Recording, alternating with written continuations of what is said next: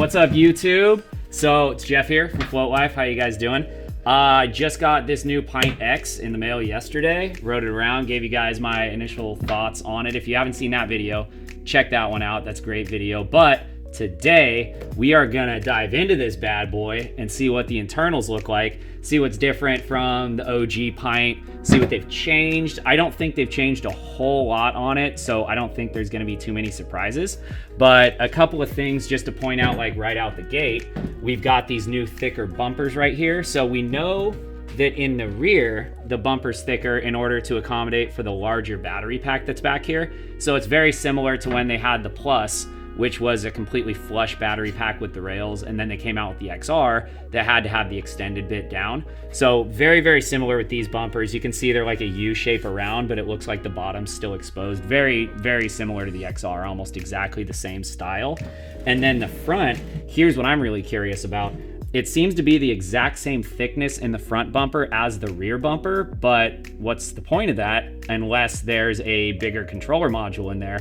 I don't know. I would assume it would be the same controller modules as it's in the original Pint, but I don't know. What if it's deeper? What if it's bigger? So we're gonna find out if this front bumper right here is just hollow, if it's like just a waffle pattern under there, if it's just thicker like this just for symmetry and that's it. So that's gonna be really fun to find out. And other than that, I don't know if we're gonna run into any surprises, but I mean, let's dive into this. Let's figure out what's going on. All right, here we go. So this is not gonna be a video on how to disassemble your Pint. If you guys don't know how to disassemble your Pint already, I do not wanna teach you. I'm not gonna be responsible for that. So take it to an authorized repair center or a buddy who knows what he's doing. But I just wanna take it apart and see what's up with it, because every time I get a new toy, you know I gotta take it apart. All right, so the screw holes on the bottom right here, these appear to be exactly the same screws that are in the original Pint. I don't think there's any difference with these at all. Everything's looking pretty darn similar right now. That they're actually really, really recessed in there. So it looks like you can see this short screw right here is actually directly into the rail. And this top screw right here goes really, really deep, and we've got like a long recession in there. So I think it's the exact same screws, and it's just the bumpers that changed, which is pretty cool, because I always like it when stuff is backwards compatible. Come on, baby. There we go.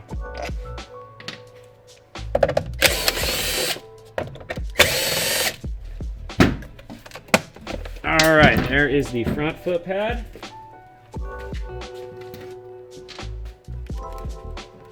Okay, pulled it off. Everything looks exactly the same here, and check this out. It's exactly like I thought it was gonna be.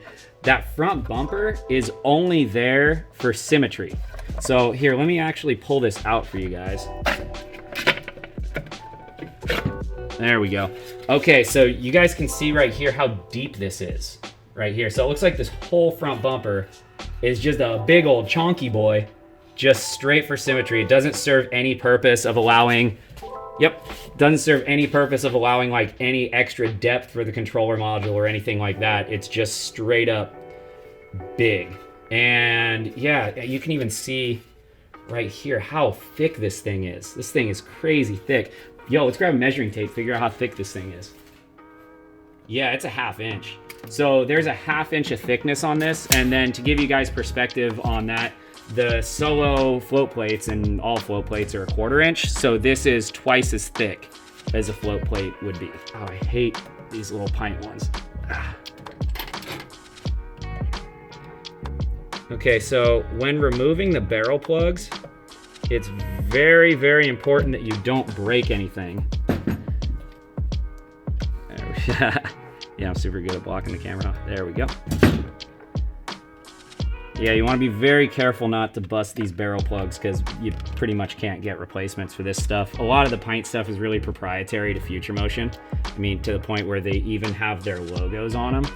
Yeah, check it out. They actually have a logo on their motor plug now. Wow, that's interesting. Here, let's see if we can get a close-up of that. I don't know if the old Pints were like that. I don't remember that being there, but there's actually a logo now on that plug. That's cool. But yeah, that just goes to show you they're trying to make everything as proprietary as possible, which is understandable. There we go. Again, just be very careful with the barrel plugs. You do not want to break those. All right, sweet.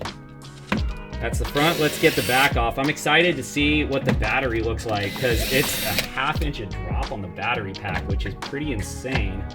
But I guess they did jam some serious cells up in there.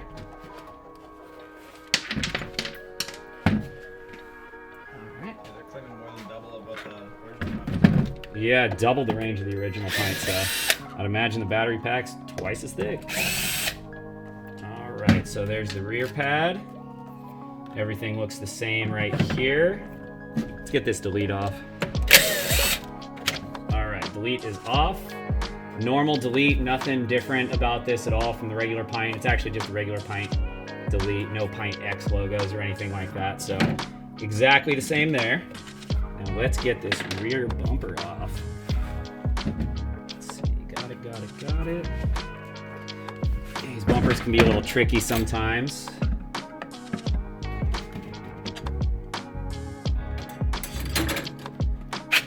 There we go, so check that out. That's the rear bumper right there. Very similar to the XR rear bumper, how they just had the U shape to make up for that drop down battery pack that they had on the XR. So let's check out the bottom of this thing. All right, there it is. Yep, looks like pretty similar to the XR. I'm not seeing much different there except for it does slide in. There's like this little channel right here that the bumper slides into. So that's pretty interesting. And then, oh, okay. Looks like there was a screw. I'm seeing a screw mark here actually. This one might have been over tightened a little bit, but the good news is that it doesn't come anywhere close to the battery pack, so if it were to be over tightened, it's no big deal. It's just gonna eat at the plastic a little bit. So that's cool. All right, let's pull these rails off and see what we get. My favorite part, breaking the hub bolts on one-wheel Pints. This is, oh, that actually wasn't that bad. Usually this can be a nightmare, this part. Yeah, that was pretty smooth actually.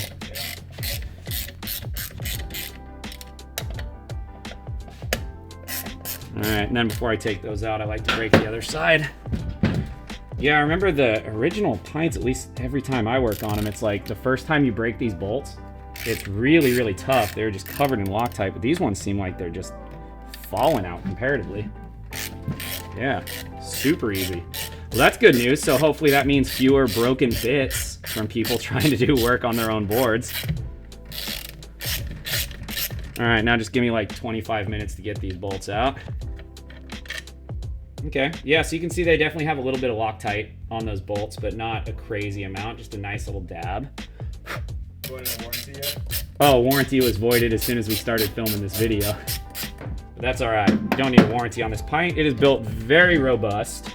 Never gonna have issues with it, so we're good. I'm very curious to see the engineering on the GT comparatively since they've started doing the plates, because these are a much more finished product. Yeah, I agree. I think the engineering on the GT is gonna be very, very similar to the Pint. Agreed. So there we go. We got a little serial number sticker on the inside of that rail. That, I feel like that's something new. We haven't had, from what I can recall, serial number stickers on the inside of the opposite rail from the side that has the serial number on it. So it looks like both sides of the rails are now serialized. Oh, interesting. Yeah. All right, let's get this one out. Get that hub out of here. So this is the exact same hub as you would find on a one-wheel Pint, and absolutely nothing different about this one at all. So not really a whole lot to report. Still has that 10.5 by 4.5 Unili tire that's white labeled for Future Motion. So they got the nice little one-wheel logo on there, which is a super cool touch. I like that. Not a big fan of the tire, but that is cool that they did that. And let's pull the other rail off. All right, there we go. And here's the other rail. As you can see, there's no serialized sticker on there because we have right here. We got serial numbers on the bottom. Pretty standard stuff on the bottom.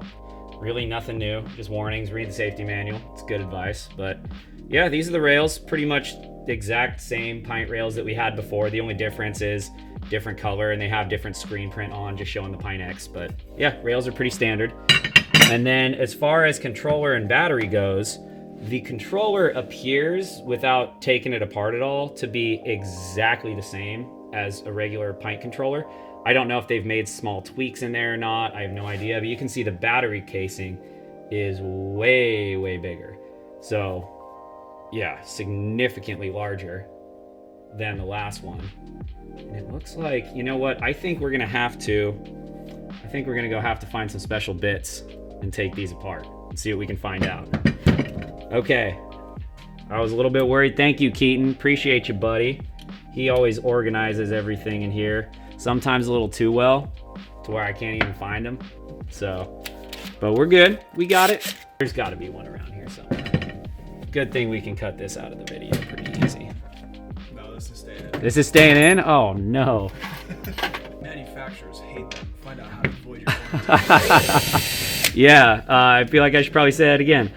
You shouldn't do this to your board because you won't be able to send it back to get repair work ever. So don't do this to your board. I've broken plenty of boards, taking them apart and putting them back together, but that's just sort of the price you pay. So yeah, again, don't do this. And she's off.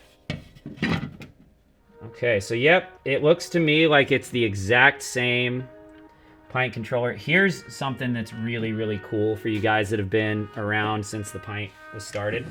So you know that nut issue that everyone has, where it's this big metal nut right here that tends to fall off and break these wires? Well, guess what? It has now been replaced with a nice lightweight plastic nut that's no longer going to break. Yay! But the controller, yeah, looks super robust. It looks great.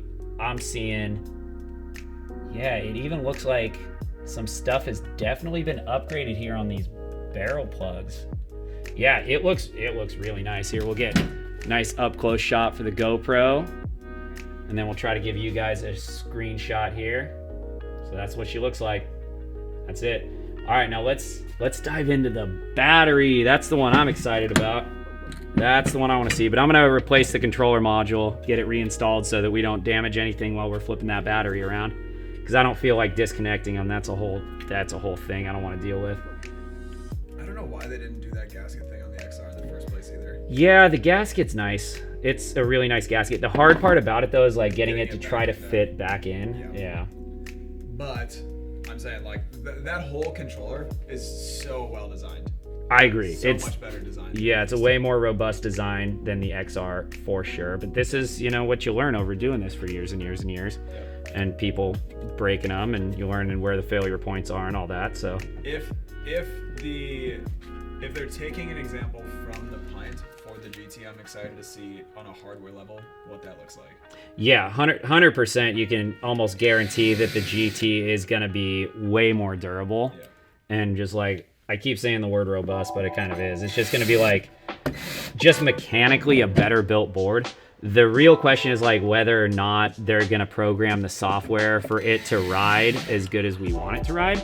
That's going to be the main question. Is the software keeping up with the hardware, or are they doing what I kind of feel they did with the Pint, which is like go backwards a little bit almost on the software, to where it's like they're introducing heavy duty pushback to make it uncomfortable to ride at certain speeds. That's sort of my main concern with the GT, that if they do that, it'll make it to where it's just impossible to ride off-road at mid-20s, which is what we do when we ride off-road. So that's really the only concern that I have with the GT. This is what makes the Pint X the Pint X, is this upgraded battery. So, ooh, there we go.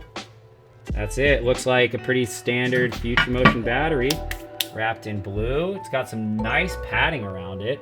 Some really nice padding around it. And let's see if she'll just want to drop out.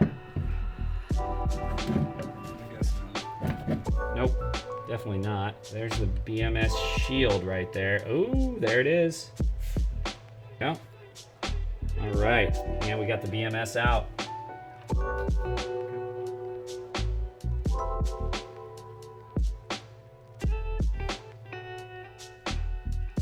Boom. There's that whole battery pack right there. Here we go. 15 S2P. Oh. All right, so there she is. About 6.5 inches by almost 1.5 inches. So that's a chunky one right there. So there we go. There's a battery pack. And here's what we're looking at for inside the battery pack. And we've got LED light strip. Doesn't look like anything's really changed on the LED light strip, but that is it. All right, so I don't think we can break this thing down really any further to give us any more info, but that's pretty much it. The Pint breakdown. That's pretty much what was expected through the whole thing, so no huge surprises here. I think the only thing that caught me a little bit off guard was that really big, chunky front bumper. That was interesting that they chose sort of aesthetics of having a symmetrical board over function of maybe having more clearance or something like that. So interesting choice, but there you have it. That's it. If you guys want to see anything else, feel free to say something down in the comments. I'm going to try to answer every single one of them, so feel free to fire off down there. If you guys aren't already subscribed to our channel, please subscribe, hit a like, hit a comment, do all that stuff. It really helps us out. So thank you very much for joining us, and float on, my friends.